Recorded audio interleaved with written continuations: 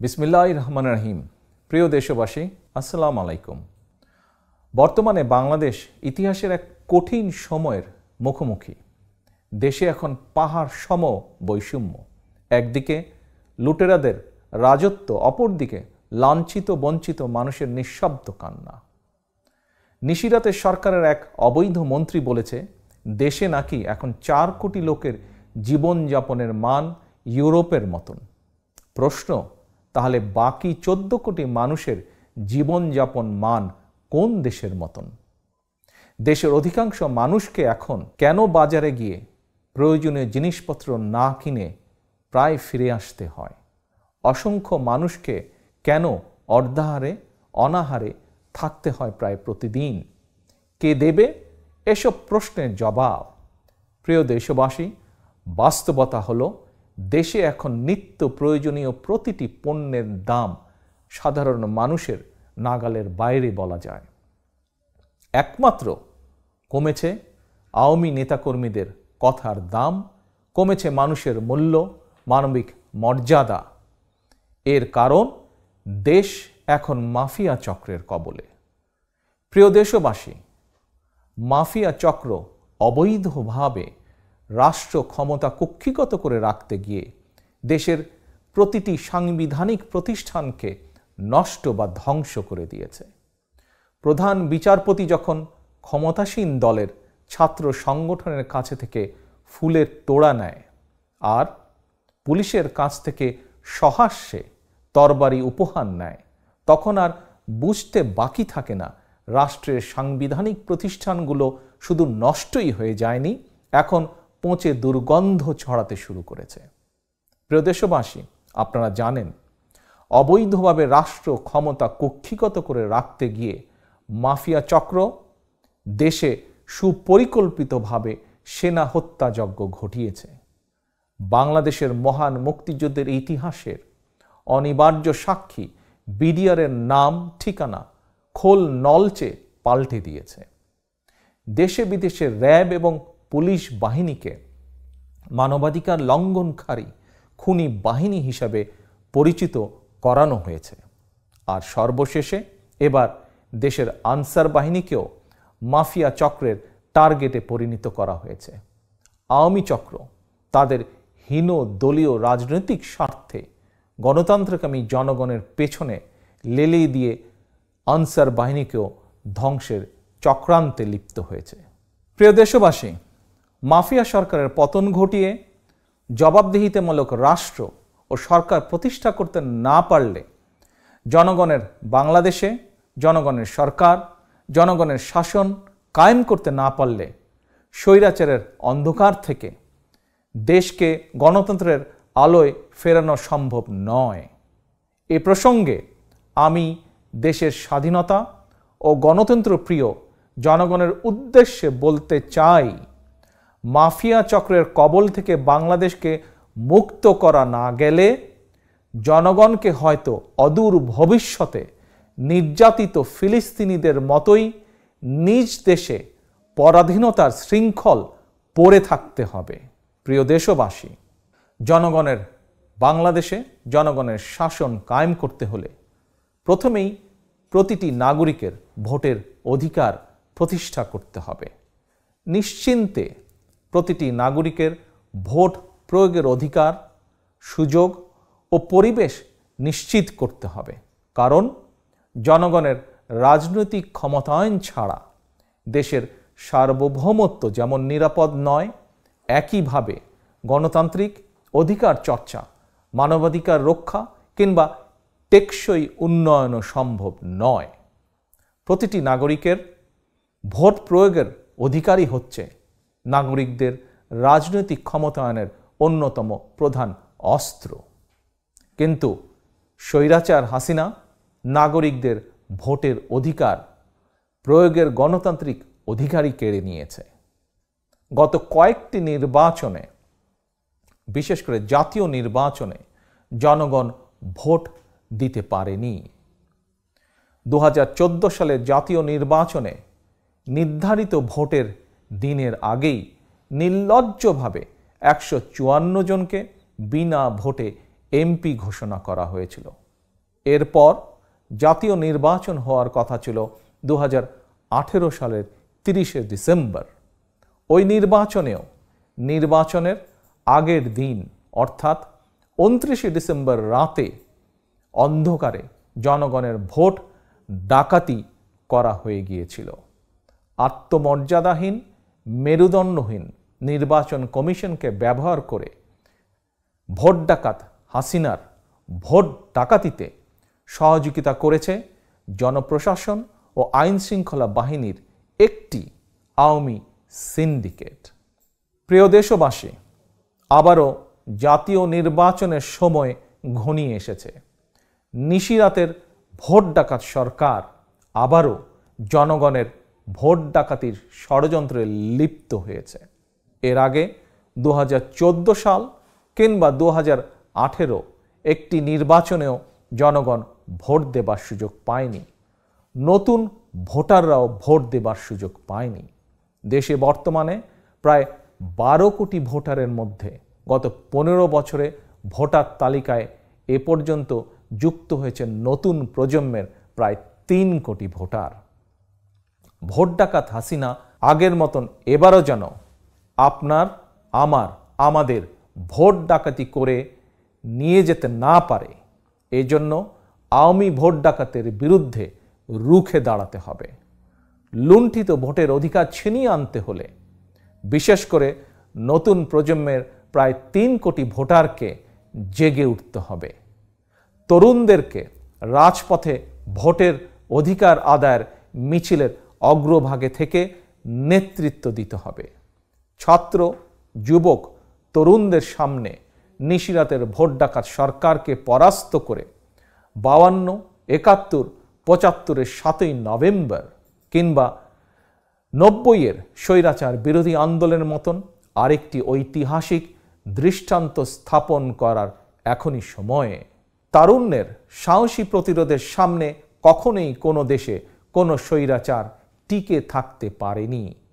আমি দৃঢ়ভাবে বিশ্বাস করি প্রবীণদের বুদ্ধিদীপ্ত নির্দেশনা আর রাজপথে নবীনের দীপ্ত পদচারণার সামনে কোনো স্বৈরাচার টিকে থাকতে পারে না। স্বৈরাচার হাসিনাও টিকে থাকতে পারবে না। প্রিয় দেশবাসী, জনগণের অধিকার আদায়ের মিছিল ঠেকাতে পুলিশের ইউনিফর্ম পরিয়ে আইন শৃঙ্খলা বাহিনীর মধ্যে ঢুকিয়ে দেওয়া একটি আওয়ামী দুষ্টিচক্র বারবার জনগণের দিকে বন্দুক নিয়ে তেড়ে আসছে। তবে আইন শৃঙ্খলা বাহিনীর মধ্যে থাকা এই আওয়ামী দুষ্টিচক্রের সংখ্যা খুব বেশি নয়। জনগণ ঐক্যবদ্ধ থাকলে আইন শৃঙ্খলা বাহিনীর ইউনিফর্ম পরা আওয়ামী দুষ্টিচক্র এবার পিছু হটতে বাধ্য হবে। কারণ মানবতা বিরোধী এই আওয়ামী দুষ্টিচক্রটি ইতিমধ্যেই দেশে বিদেশে চিহ্নিত। দেশের জনগণ যেমন আওয়ামী দুষ্টিচক্রকে চিহ্নিত করেছে, বিশ্বের মানবাধিকার সংগঠনগুলো তালিকায় রয়েছে এই দুষ্টু চক্রের নাম।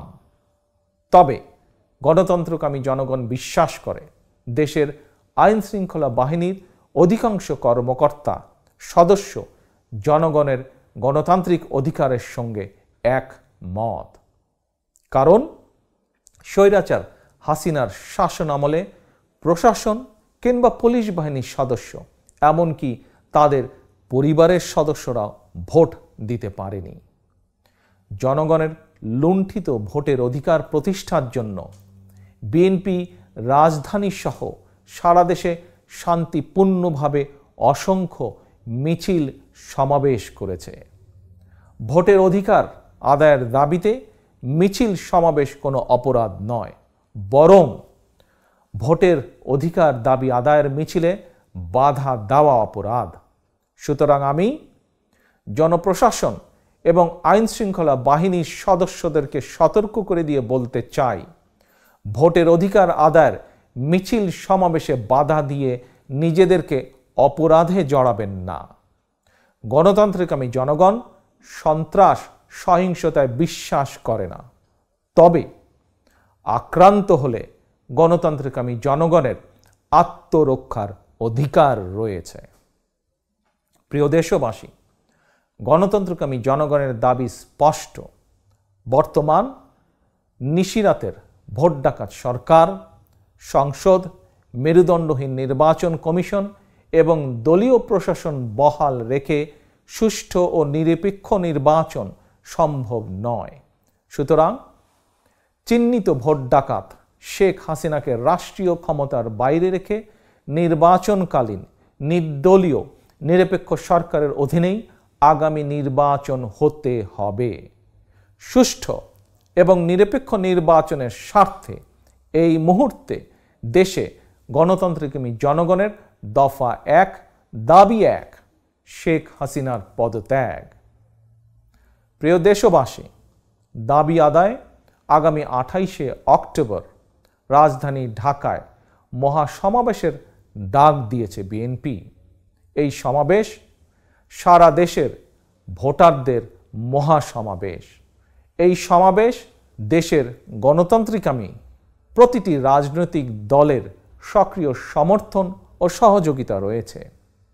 এই সমাবেশের প্রতি বিশ্বের সকল গণতান্ত্রিক শক্তিরও নৈতিক সমর্থন রয়েছে। প্রিয় দেশবাসী, এই সমাবেশ 12 কোটি ভোটারের লুণ্ঠিত ভোটের অধিকার ছিনিয়ে আনার সমাবেশ। দুর্নীতিবাজ, লুটেরা, টাকা পাচারকারী, গুম, খুন, অপহরণকারীদের বিরুদ্ধে রুখে দাঁড়ানোর সমাবেশ এটি। দেশের প্রতিটি সাংবিধানিক এবং বিধিবদ্ধ প্রতিষ্ঠান ও প্রশাসন দলীয়করণ মুক্ত করার সমাবেশ এটি। দেশের কোটি কোটি কৃষক, শ্রমিক, মেহনতি মানুষের জন্য প্রতিদিন 3 বেলা খাবার নিশ্চিত করার সমাবেশ এই সমাবেশ। সাংবাদিক, কলামিস্ট, বুদ্ধিজীবীদের মত প্রকাশের স্বাধীনতা নিশ্চিত করার সমাবেশ। এই সমাবেশ দলমত, ধর্ম নির্বিশেষে প্রতিটি মানুষের জন্য দেশকে নিরাপদ করার সমাবেশ। ক্ষুদ্র ব্যবসায়ী, উদ্যোক্তা, বিনিয়োগকারীদের জন্য সন্ত্রাস এবং চাঁদাবাজি মুক্ত পরিবেশ নিশ্চিত করার সমাবেশ এই মহাসমাবেশ। দেশের প্রতি নারী এবং শিশুর জীবনযাত্রা নিশ্চিত নিরাপদ রাখার সমাবেশ 28শে অক্টোবরের মহাসমাবেশ। দেশের সকল ছাত্র, ছাত্রী, তরুণ, তরুণী তথা আগামী প্রজন্মের জন্য একটি নিরাপদ বাংলাদেশ গড়ার সমাবেশ এই 28 তারিখের মহাসমাবেশ। দেশের সকল শ্রেণী পেশার প্রতিটি নাগরিকের মানবিক মর্যাদা প্রতিষ্ঠার সমাবেশ। সর্বোপরি এই মহাসমাবেশ দেশে মুক্তিযুদ্ধের মূল মন্ত্র সাম্য, মানবিক মর্যাদা, সামাজিক সুবিচার প্রতিষ্ঠার সমাবেশ এই মহাসমাবেশ। সুতরাং একটি গণতান্ত্রিক মানবিক বাংলাদেশ গড়ার লক্ষ্যে এই মহাসমাবেশকে সফল করার কোনো বিকল্প নেই।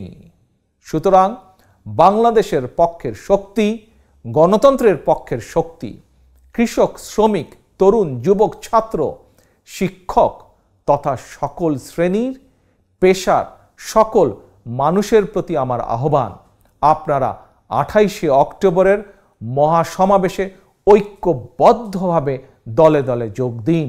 প্রিয় দেশবাসী, শপথ নিন, দাবি আদায় না হওয়া পর্যন্ত এই আন্দোলন থামবে না। আগামী 28শে অক্টোবরের মহাসমাবেশের কর্মসূচি দাবি আদায় চূড়ান্ত আন্দোলনের মহাযাত্রায় ভোট ডাকাত শেখ হাসিনার বিরুদ্ধে ধারাবাহিক কর্মসূচির শেষের শুরু। গণতান্ত্রিক আমি, প্রিয় জনগণ, এবার আমি সারা দেশে আমার দলের সর্বস্তরের নেতাকর্মীদের উদ্দেশ্যে বলতে চাই, শত জেল, জুলুম, নির্যাতন, নিপীড়ন উপেক্ষা করেও দেশে গণতান্ত্রিক প্রতিষ্ঠার ঐতিহাসিক দায় থেকেই বিএনপি চলমান আন্দোলনের নেতৃত্ব দিচ্ছে। কারণ বাংলাদেশে যতবার গণতন্ত্র হত্যার চেষ্টা করা হয়েছে, প্রতিবারই গণতন্ত্র পুনর্জীবিত কিংবা গণতন্ত্র পুনঃপ্রতিষ্ঠায় বিএনপি নেতৃত্ব দিয়েছে। বিএনপির প্রতিষ্ঠাতা, স্বাধীনতার ঘোষক জিয়া স্বাধীন বাংলাদেশে গণতন্ত্র পুনর্জীবিত করেছিলেন। Mother of democracy Begum Khaleda জিয়ার নেতৃত্বে বাংলাদেশের গণতন্ত্র প্রাতিষ্ঠানিক রূপ পেয়েছিল। গণতন্ত্র বিকশিত হয়েছিল। একইভাবে গণতন্ত্রকামী সকল রাজনৈতিক দল এবং জনগণকে সঙ্গে নিয়ে আবারও দেশে গুম হয়ে যাওয়া গণতন্ত্র, মানবাধিকার, ভোটের অধিকার আদায়ের চলমান আন্দোলনে বিএনপি রাজপথে রয়েছে। এই আন্দোলন বানচাল করতে মরিয়া হয়ে উঠেছে শেখ হাসিনার মাফিয়া চক্র। তারা গণগ্রেফতার শুরু করেছে। বিএনপির নেতাকর্মীরা গ্রেফতার নির্যাতনে ভয় পায় না। ভয় পায় না বলেই আওয়ামী ফ্যাসিবাদী চক্রের রক্তচক্ষু উপেক্ষা করে বিএনপি সহ প্রতিটি আন্দোলনরত রাজনৈতিক দলের সমাবেশে লক্ষ লক্ষ জনগণের উপস্থিতি অব্যাহত রয়েছে। আজ আমি সারা দেশে আমার সর্বস্তরের নেতা কর্মী, বিশেষ করে গায়েবী মামলা শিকার প্রায় ৪৩ লক্ষ নেতাকর্মীর প্রতি একটি নির্দেশনা দিতে চাই। গণতান্ত্রিকামী জনগণ বিজয়ের দ্বার প্রান্তে। সুতরাং আর ঘর থেকে গ্রেফতার বরণ কিংবা মিথ্যে মামলায় আদালতের বারান্দায় ঘুরে সময়ক্ষেপণ না করে এবার চূড়ান্তভাবে ঘুরে দাঁড়ানোর পালা। আর প্রতিবাদ নয়, এবার অসীম সাহস নিয়ে প্রতিরোধ এবং প্রতিহত করার পালা।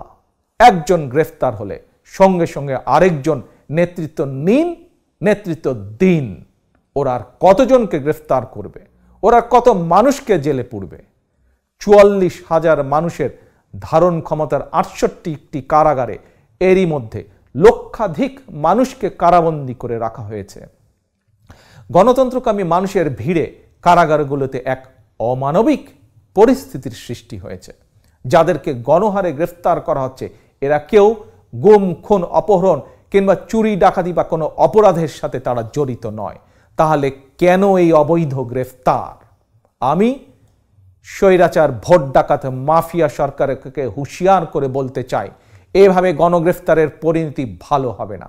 অবিলম্বে বিএনপি এবং ভিন্ন দল ও মতের মানুষকে গণগ্রেফতার বন্ধ করতে হবে।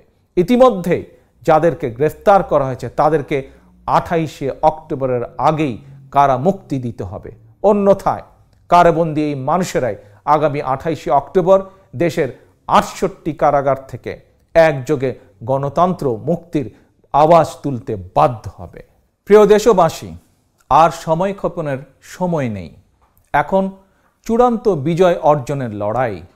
এরই মধ্যে স্লোগান উঠেছে, এবার আর ছাড় নাই, ভোটের অধিকার ফেরত চাই। 1971 সালে আমরা যুদ্ধ করেছিলাম বাংলাদেশের স্বাধীনতা অর্জনের জন্য। আর আজকের এই আন্দোলন দেশ এবং জনগণের স্বাধীনতা রক্ষার আন্দোলন। অচিরেই গণতন্ত্রকামী মানুষের বিজয় নিশ্চিত হবেই হবে ইনশাআল্লাহ। আল্লাহ হাফেজ। বাংলাদেশ জিন্দাবাদ। বাংলাদেশ জাতীয়তাবাদী দল জিন্দাবাদ।